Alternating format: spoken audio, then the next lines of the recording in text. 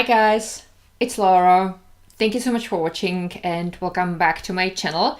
So a few days ago Jack had his birthday and in my enthusiasm I have decided to make him a cake. Now just for the record, I do have many skills, but baking is not one of them. Usually I have this super fancy idea in my head and when I make the cake it always looks like a 5-year-old made it, and this time it was no exception. But the cake was super delicious, everyone loved it, and that's why I have decided to share the recipe anyway, even though the cake didn't look so super fancy. So if you want to know how I made Jack's birthday cake, then please keep watching. First I mixed 200 grams of all-purpose flour with 150 grams of sugar and 2 scoops of vegan protein powder.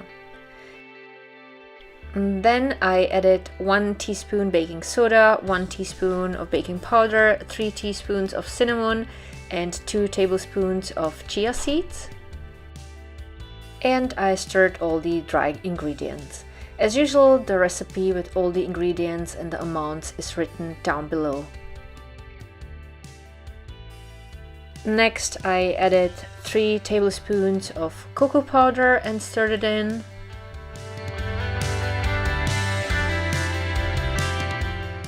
2 tablespoons of coconut oil,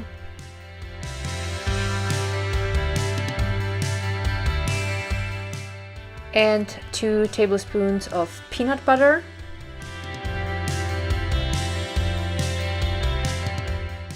and 400 grams of coconut yogurt. You can use any non-dairy yogurt of your choice. I started mixing all properly up.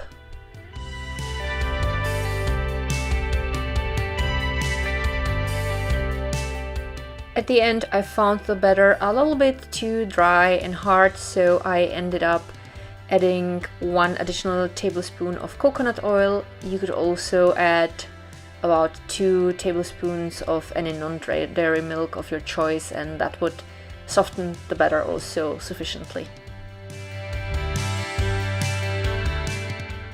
I put a sheet of baking paper into a rectangular oven pan and filled it with the cake batter. I tried to spread it as equally as possible, and I also tried to smoothen the surface as nice as possible.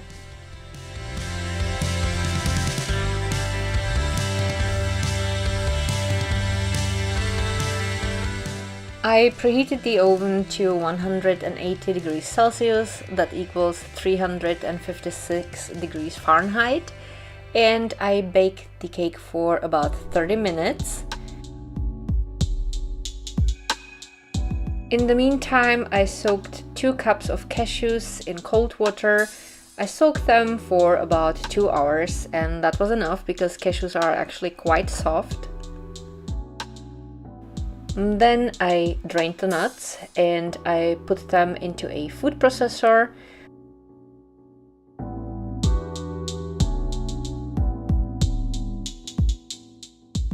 I added 2 tablespoons of coconut oil, 3 tablespoons of agave syrup. You could also use maple syrup, but I personally like the taste of agave syrup way more. And then I put in 2 tablespoons of an oat drink. You could obviously use any non-dairy milk of your choice. And last but not least, I put in 1 teaspoon of vanilla extract. Optional would be also adding a pinch of salt, but I left it out. Now that I had all the ingredients inside of the food processor, I blended everything until I got a nice creamy smooth mass. Once that was done, I divided the cashew cream into 2 separate bowls.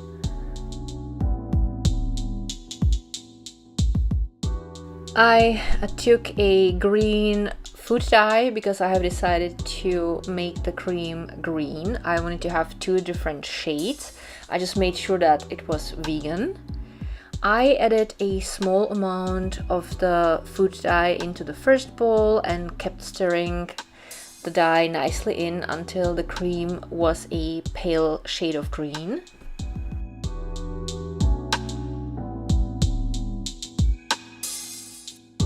Once I was happy with the result, I used more of the food dye for the second bowl in order to get a bit darker shade of green. In the meantime, I put both creams into the fridge and I also let the cake cool off properly. I put it also shortly into the fridge because I find it easier to cut the cake when it's really cold. I cut the cake into 3 layers and I put the very top layer of the cake on the cake plate as the bottom layer because the surface wasn't so smooth, but it would do as the bottom. And I started spreading the darker green cream on the bottom layer. Now I put the second cake layer on the first layer.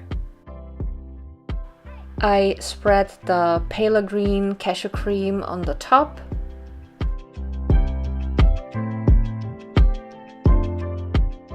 And once I was finished with this step, I put the remaining cake layer on it.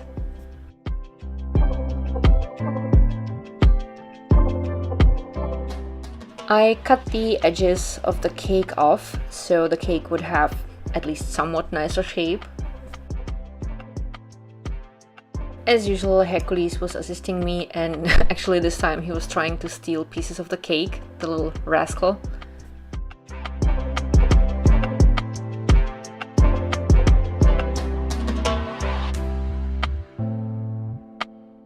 And then the cake looked like this. And next I took a blue vegan fondant. I had to knead it first until it was soft enough to roll out. And then I took a silicone baking sheet and I sprinkled a little bit of cornstarch on the top. I rolled the fondant out.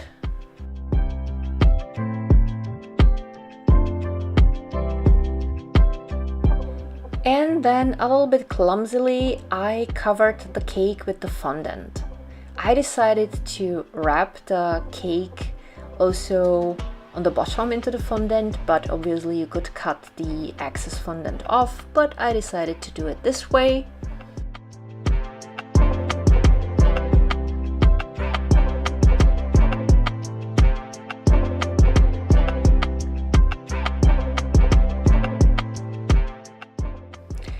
I wiped the fondant with a wet kitchen towel in order to remove the cornstarch, and then my cake was done. You could go obviously crazy and decorate the cake in any way you liked, but I have decided to keep it simple because that has been challenge enough for me. So I put only one single candle in it and that was it. I don't think I would make a living as a confectioner, but that thing turned out actually nice enough and the cake was really delicious, and that was the most important thing for me.